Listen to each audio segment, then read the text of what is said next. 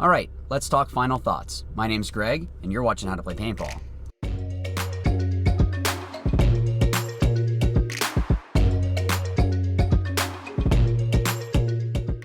So as you can tell, I'm actually still at World Cup. I wanted to do this before I go home to my pregnant wife. Not present wife. Someone thought that I said present wife. No, I meant pregnant.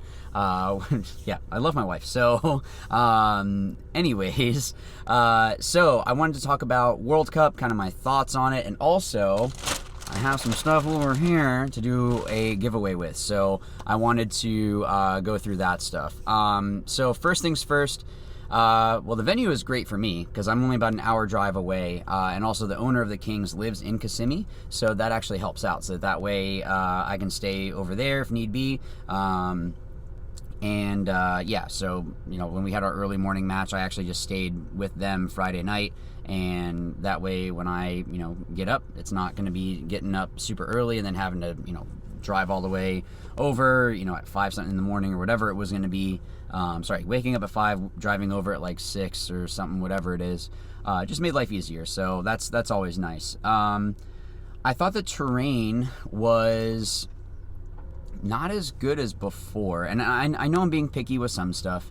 So we'll talk about the ground first. So the field that we practiced on was the Lux field, and there was some kind of waviness to it. And I don't want to sound like a prima donna. It's just when you don't have a smooth surface to slide on, it's not as comfortable.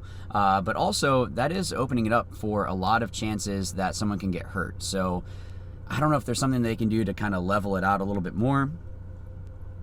I'm not sure exactly. The other thing is there were some cow patties on the field. I'm pretty sure I slid through one at practice. So I didn't smell afterwards, so that's good. Well, I probably did smell, but that was just my own stench that I have after playing. But yeah, it would have been good if they could have just gone through and I don't know, swept for those or something to be able to just make sure that's not there, because you wouldn't want someone to get like ringworm or something like that, because they have to slide over cow poop essentially. So let's talk about reffing next. So for us, reffing was actually pretty good. There was one call that I can remember that was like, no way was that a blah blah blah, but then after you go back and watch it, you're like, oh, okay, so that's that.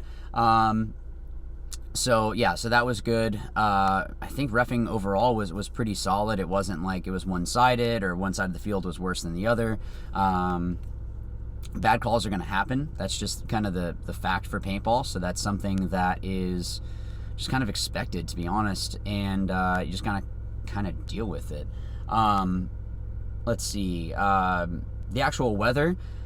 It did rain a little bit because it is a paintball tournament, but it wasn't really raining when we were playing. There were some points, I can't remember if it was on Thursday or Friday, that there was some drizzle that was happening, but overall it wasn't raining. So that's nice. So hopefully next season the NXL can go to events that are not during their rainy season, go to an event that is known to be a little bit more dry, and that would just be a good thing. So hopefully that's the case, because it rained at 4 of the 5 events. I mean, it even rained in Vegas when we were practicing on one of the days. So it didn't rain during the event. It was raining before. So I guess technically we could say 3 events, 3 out of the 5. But that was weird because it's the desert. Why is it raining in the desert? Let's see. The only thing, and this is tough because, all right, it's just the walk. If you guys came to World Cup, you have to walk through this longer area to get back to the divisional fields. For pro, they actually put us on both sides of the where the grandstands ends are. So we're right behind the start gate essentially, and that's not the end of the world. It's just that if you do have to switch pits, it's kind of a little bit annoying. It's a longer walk than what it usually would be, but not by much. So that's being a little bit nitpicky. But the issue that I had was for you divisional players, having to get back to the divisional fields is a long hike, and it's something that I don't know what the remedy would be for that, because ultimately the vendors are coming because they want to sell product, and the NXL wants to make sure that they're able to get that product sold, and having it where you need to walk through the whole event to get to the fields, that's going to make it where at least you see the product. So maybe you go buy something, maybe you know, at least you'll peek in, or something catches your eye and then you can go back later.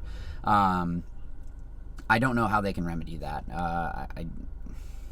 I mean, that's why it helps having a pit crew, so that way, you know, when you're carrying stuff through, because ultimately pro, we're not really going to go be buying things or go shopping, because ultimately if we have some sort of a contract or whatever for certain companies, we're going to be using those products. So you know, I'm not going to go shopping at Dye when I'm sponsored by MacDev. Like that doesn't make sense. So for us, it makes sense that our field is right there. The paint vendors, that is kind of annoying for actually getting the paint. Now, the good thing that I liked is that it was actually right next to the divisional fields. I'm glad that they did that for you guys again. For us in pro, we are lucky enough that they have these like 4x4 gators, so that way we can throw all the paint there and not have to walk back and forth to carry, you know, 12 or 16 cases or whatever it is that we're using for that particular that particular match. That being said, again, you guys need to make sure that you go back to the pits after the event is over, because you can actually make a pretty good haul on paint. A lot of times teams are flying back. They just dump out their paint into boxes. Doesn't hurt after the pro finals to just walk back there and see what there is, because ultimately a lot of times teams are flying back and they're not going to take that paint with them, and if they already gave paint to their pit crew and they can't carry anymore or whatever, they might just leave it there. So there's that. So make sure that you're checking boxes. You could even do this at some local tournaments. If someone is driving further, or they don't want to take the paint, or maybe they honestly just forgot that they had 2 cases of dumped out paint, you could actually get some paint from that. So that someone's having too much fun at World Cup. So yeah, so you can get some paint from that. Also, sometimes you can find pods, so you just clean those out. Now you have new pods, and you know you're ready for the next event. So overall, I would say Cup was very successful. Our paint shot awesome. ProShar did a great job on this batch, so I'm happy with that. The finals were great. I was actually glad that it wasn't a blowout. So I know I talked about that in the last video, but yeah, just that back and forth was just so great to watch, and seeing 2 great teams go at each other like that was really cool to see. But that being said, I did get a couple things that I wanted to do a giveaway as a thank you, and also I just like to do this kind of stuff. So let's look at the first item. First item is a brand new Haymaker. So this is the brand new reg from Powerhouse. So I will be shipping this out. It's a even more robust version than the other Powerhouse regulator. So this is now a step up. So yeah, so this is really awesome that they did this. So thank you to Powerhouse for doing that. And yeah, so that's one of them.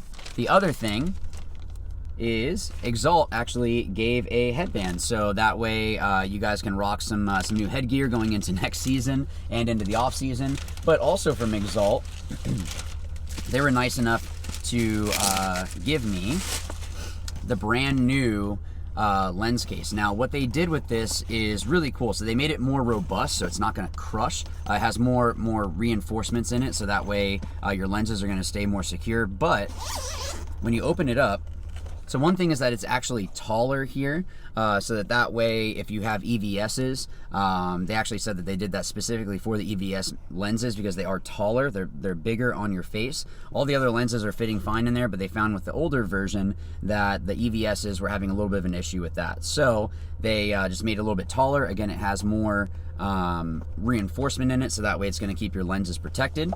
And hoping that you guys can see this, they have, let me put it right there. I know I don't have amazing lighting in my car. Velcro here. So that way you can actually just stick the Velcro inside and it keeps everything nice and steady, or nice and stable, I mean, and then you can slip your lenses in there and everything is completely covered.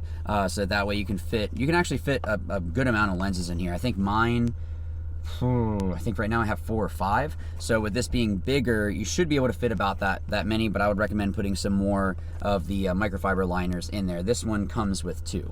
And then it also still has the opening there, so if you want to put your keys in there, or you know, put your ID or something like that, or if you're traveling and you want to put your regulator in there, if you're flying, that is, that way it stays protected inside there. So just making use of everything. The other thing that they did was including a carry handle, so that way it's just easier to carry around. So maybe you just need to bring this, so instead of having to grab it, it's just a carry handle to make life easier. And also they have a carabiner, so you could just clip this onto a backpack or whatever. It's always good to have extra lenses. Actually, I had to swap mine out when we were playing because it was just getting, it was overcast, that's what it was. So my tinted lens was just a little bit dark, so I did swap it out for a yellow lens, and then when it brightened back up, I could switch it back out to my tinted lens to make life a little bit easier. So the other thing is, you guys had seen, I don't have it with me right now because it's back at the house, is the simple knee pads from Social Paintball. So thank you to Social for providing those as well. So all of this is going to be in one big package, so I'm not splitting this up. This is all going to be together. So the way that you're going to enter for this is you are going to put in the comments down below. First you need to like the video, and then in the comments put what was your favorite match out of this whole weekend at World Cup and why, and then also email me your address as well as the your choice. So I'll put my email down here, so howtoplaypaintball 05@gmail.com, and then I'm gonna pick the winner on this date down here somewhere. I'll put it so that way I can get all this cool stuff sent out to you. Thank you again to all the companies that provided items, so it's cool to see that. And again, thank you guys for liking, subscribing if you haven't, but also all of you guys. I mean, we're over 10,000, like 600 subscribers. I think it might be even 10,700 by the time this airs. So thank you guys for that. It's cool to see the channel grow. So thank you. That's all I can really say. So it's cool being able to meet a bunch of you guys, as well as just fans of the ML Kings as well. So thank you.